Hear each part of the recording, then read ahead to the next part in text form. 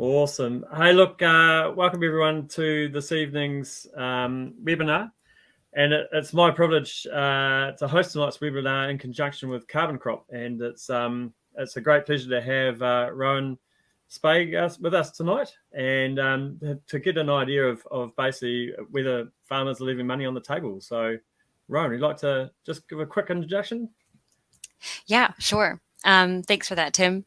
Yeah, so my name is Rowan Sprague. I'm a carbon forestry specialist at CarbonCrop. So as part of my role, I provide advice around eligibility for carbon credits for landowners, and also information about the emissions trading scheme, as well as ongoing compliance related to the emissions trading scheme as well. Brilliant. Thanks heaps, Rowan. And for those who don't know, I'll just move my camera down a bit so I'm not looking as though I'm peeping over a wall. My name's Tim Orlando-Reep. I'm the Upper North Island Business Manager for FarmIQ and FARMAX, so FarmIQ Systems. And I'm also a beef farmer and carbon farmer in the Northwest Waikato. So I've been exposed to a bit of this stuff in the past, which has been really interesting. Just for those who don't know anything about FarmIQ or FarmIQ Systems, we're a comprehensive management solution software for farmers for recording the data on farm, and also being able to do some of that predicting modeling through the FarmAX arm of the business. So what that does is that provides a holistic image of the farm business, and it gives an idea from a people, land, and people perspective, but of course, most importantly, the profit, production, and sustainability part of it as well. And that's all in one place. So that's just a little bit about FarmIQ and the FarmAX stable. I'll pass it on. And so Rowan's going to take us through what CarbonCrop is about, and she's going to give us most of the presentation about the ETS and all that sort of stuff. And then I'll come at the end and tie that into how FarmIQ and FARMAX and CarbonCrop work together. Thanks. Who's Rowan? Cool. Thanks, Tim. Cool. So a bit about CarbonCrop. So together with landowners around the world, we are on a mission to pull 1 billion tons of carbon dioxide out of the atmosphere and lock it up in trees. So as a tech company, we use artificial intelligence and remote sensing imagery to enable landowners such as yourselves to get your forest recognized, and also earn money from carbon credits for those trees. And we're particularly focused on encouraging native forestation. So I thought I would start off with a bit about what is the emissions trading scheme, or what is the ETS. So the ETS is a way for the government to put a price on emissions. So there are some industries, such as petrol companies, who have to pay to emit. And the idea of the ETS is to incrementally limit the amount that people or companies can emit, but also increasing the price to encourage people to reduce emissions over time. So on one side, you can see we have industries who have to pay to emit, but on the other, we have landowners with forests, for example, and those forests are pulling carbon out of the atmosphere. And so landowners can be issued units or carbon credits for that carbon that is being pulled out of the atmosphere and removed. So really for when I'm talking about the ETS from now on, I'm really talking about the forestry side of it. I'm really talking about the industrial, that emissions side of it. I also thought I should mention He Waka Eke Noa as well. So He Waka Eke Noa is not part of the ETS, although it potentially will probably be connected in a way. So with the government's proposal to put a price on agricultural emissions, the government has said that the ETS is going to be the primary tool for recognizing carbon sequestration. So that means recognizing that carbon that's being pulled out of the atmosphere and put into trees. So the government has said that if you do have forests which are eligible right now for the ETS, it's a good idea to get those registered if that's what makes sense for you and for your forest, because that's how it's going to be recognized in He Waka Eke Noa. The other thing about He Waka Eke Noa is that the government has put forward at least 2 more types of carbon sequestration, which are going to be recognized after 2025. So that's riparian plantings, which are established after 2008, and also the management of native forests. So that means things like fencing and pest control will be eligible to earn carbon credits. A bit about what is eligible right now for the ETS. So there are some size requirements for forests to be eligible. So it needs to be at least 1 hectare in size, have an average width of 30 meters. The trees in the forest need to reach at least 5 meters in height once they're mature, so after about 40 years. And the forest needs to have a canopy cover of at least 30%. The other thing for eligibility is that the forest needs to be established after 1989. So that means that if an area was regenerating into native forest in the 1980s, that would not be eligible. But if it was regenerating in the 1990s or 2000s, that would be eligible. But of course, if you've planted and you have your planting records, and that's after 1989, that should be eligible as well. I did want to be upfront and say that radiata pine does earn the most carbon credits in the ETS. So radiata in New Zealand grows really, really fast. And as it's growing, it's pulling a lot of carbon out of the atmosphere and storing it as woody biomass, so in the trunks of those trees and the branches. And so it means that radiata earns the most credits. On the other hand, so native forests, they do grow slower, so they earn fewer credits. But there are a lot of co-benefits to having native forests. So for example, New Zealand's amazing biodiversity, a lot of our animals live in these native forests and rely on the habitat that these native forests provide. So there are many co-benefits of having native forests beyond just the carbon that they are sequestering. And so some of you might already have your pine trees registered in the ETS, which is great. But one of the common misconceptions that we hear is that only pine trees are eligible for the ETS. And that isn't true. Natives are also eligible. So you might be listening to this presentation and thinking, okay, I've got pine trees, but maybe that back section could be eligible now that it's regenerating. Or maybe you have a gully that is a bit marginal and kind of scrubby, but actually there are a lot of native trees coming through now. That could be potentially eligible. So have a bit of a think around what's on your property, and yeah, you might actually have more than you think you do. And I also did want to reiterate again that the ETS is not just for pines, and it's also not just pines and native trees. It could be there are a lot of other forest types which are eligible. So poplars, for example, can be eligible, redwoods, eucalypts. There's a bunch of forest types which can be eligible. And the other thing as well is that sometimes it might not be what you might traditionally think of as a forest. So some riparian plantings in some situations can be eligible. They have to meet the size requirements, and they do have to have tree species in them and meet the canopy cover requirements. But potentially they could be eligible. It just depends on what's there and how big it is. In spite of the fact that the native forests are eligible, they actually don't make up a big percentage of what is registered in the ETS. So this is data from MPI. Of all of the forests that are registered in the ETS, only 70% are native forests, which is actually quite low. We were pretty surprised to see this. But at CarbonCrop, we have estimated that there's around 150,000 hectares of native forests which are eligible for the ETS, but are not yet registered. So that represents a huge area, a significant opportunity, and it's also a lot of money. So that's around $90 million of annual native carbon credit revenue that's on the table. So going back to the title of the presentation, are you leaving money on the table? You might have a share of that $90 million that you might not really know about or might not think about, but you could be earning some money from your native forest potentially through the ETS. And at CarbonCrop, we think that there's a significant untapped opportunity of these native forests. So here is an example of some of the work that we do. So this is an analysis of a native forest looking at carbon sequestration. So the purple areas are areas that have a lower carbon sequestration. So it means that the forest is growing slower. It's probably reaching maturity. It's a bit older.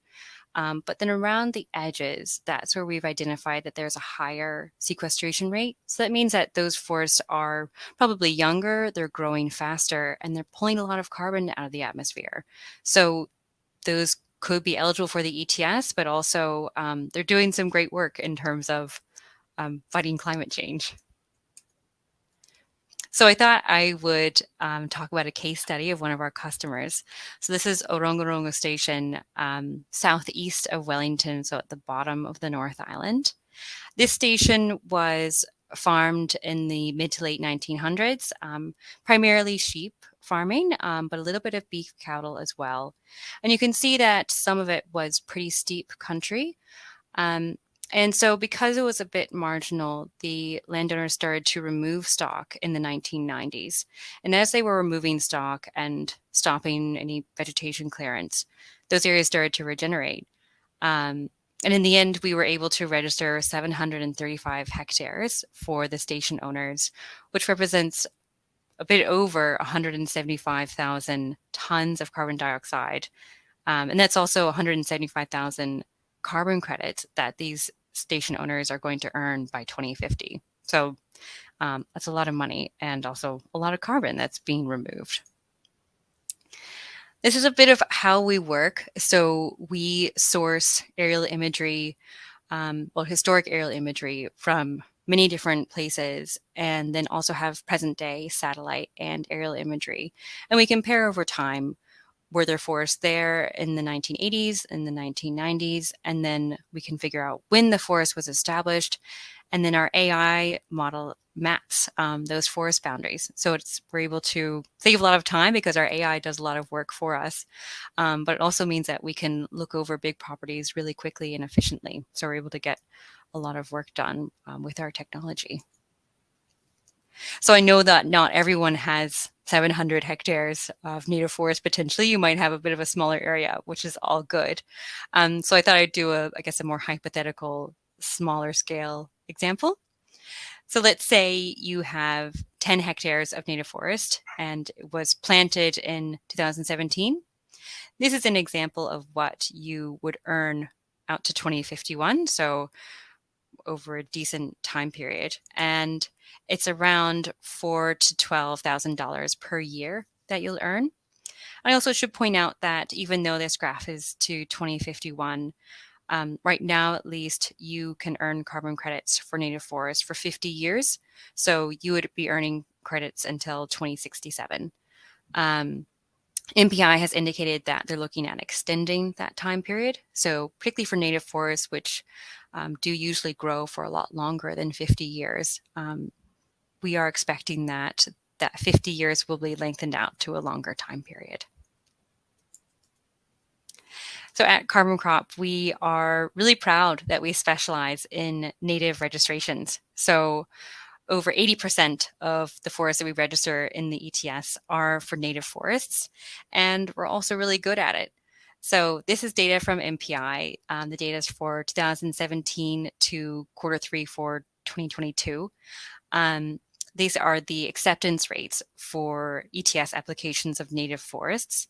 So 24% of the native forests that are applied to the ETS are accepted for everyone else, but for CarbonCrop, we get 81% acceptance rate, which is awesome, which is great. We are really good at identifying areas of native forests which are eligible, and we're good at getting it registered.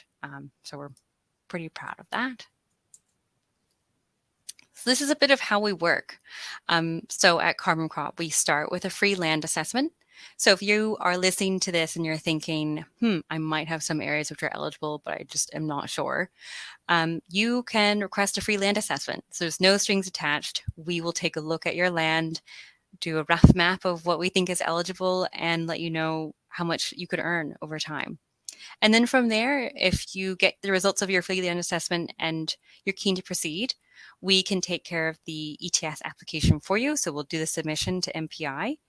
And then once you're registered, it's sort of an ongoing cycle. So we'll help you earn your credits, we'll help you sell your credits. And then we also will look after that ongoing compliance. So that's things like your annual reporting, but also if there are changes in legislation, we will let you know what they are and what they mean for you.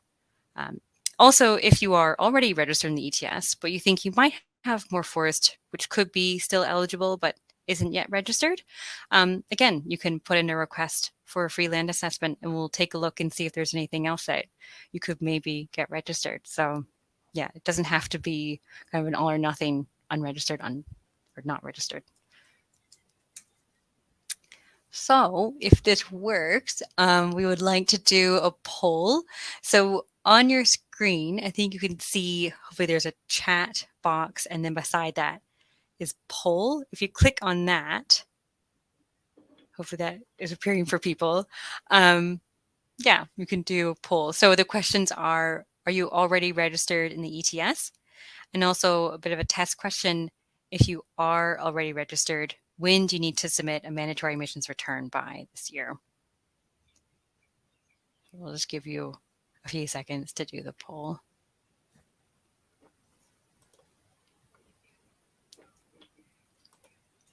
Cool. Okay. So if you are already registered, the answer to that test question of when you need to file your emissions return, that's by the 30th of June. So that's this year. So if you're looking at that date and you're kind of thinking, that's a bit soon, or I'm not too sure what I need to do for this, don't worry. Please just get in touch. We're happy to help out and take a look and see what you need to do, or we can do it for you. So you can go on our website, carboncrop.nz, send us an email or put in our land assessment request, and we can also help you through there.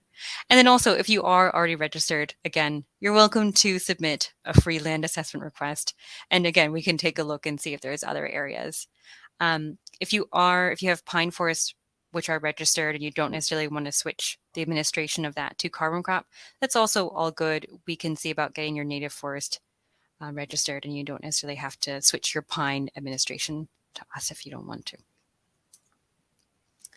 So for that, really, I'm just finishing off with at CarbonCrop, we are all about maximizing your credits and minimizing your to-do list.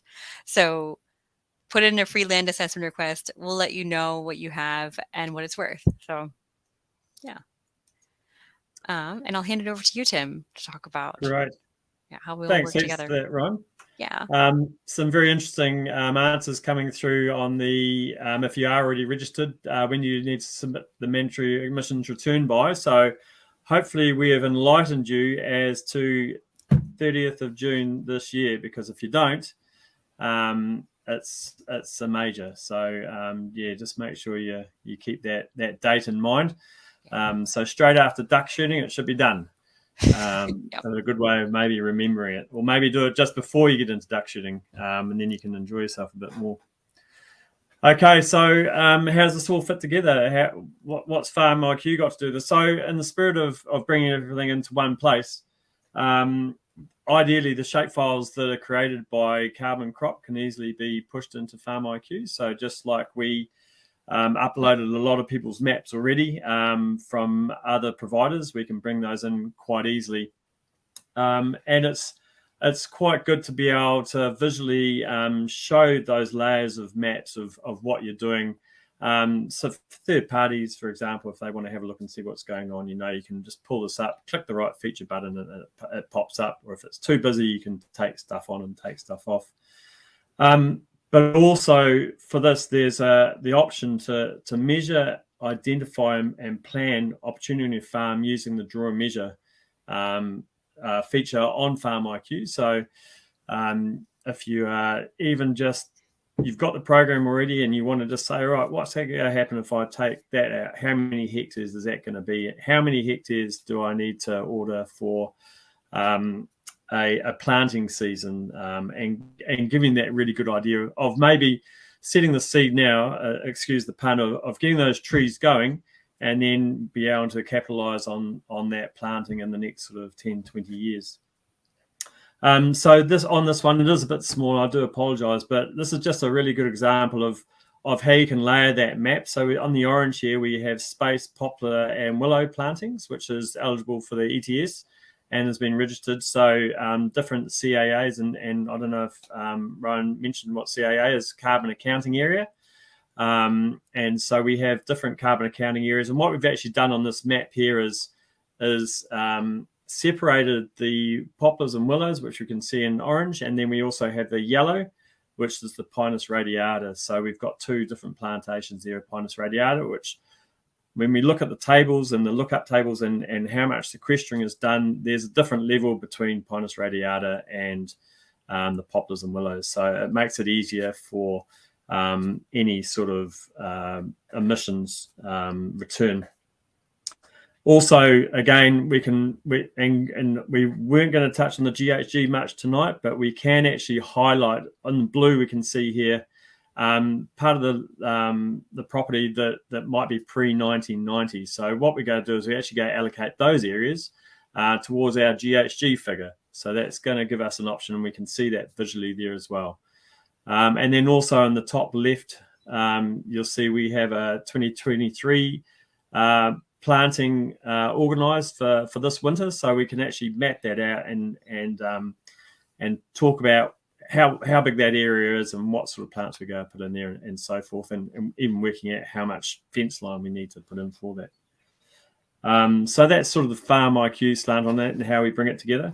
FarmAX, in a broad holistic view, and if we just go to the next slide, we've got a bit of a chart up there. We can sort of model what the carbon price or the carbon credits versus the liabilities of the farm. So again, walking that tightrope between GHG and emissions trading or ETS eligible land. But this will really give us a simplistic view of how our farm is performing on a carbon neutrality basis, I guess. And it gives us quite a good idea of how much surplus area we might have to be able to enter into the ETS or register into the ETS through that land. And when we do that, we can model different scenarios. So again, looking forward to the next 20, 30 years, we can model those scenarios and areas of forestry to see how that affects that potential carbon liability and what is surplus and what we can actually submit. So it's obviously it's a moving target at this stage. Central government's still working through e waka kanoa, and so there's a lot of moving parts there, but in its broader sense, FarmAX can sort of give you that overall understanding of where your farm fits and what sort of adjustments you can make to hit some targets or goals that you set for your farming business. So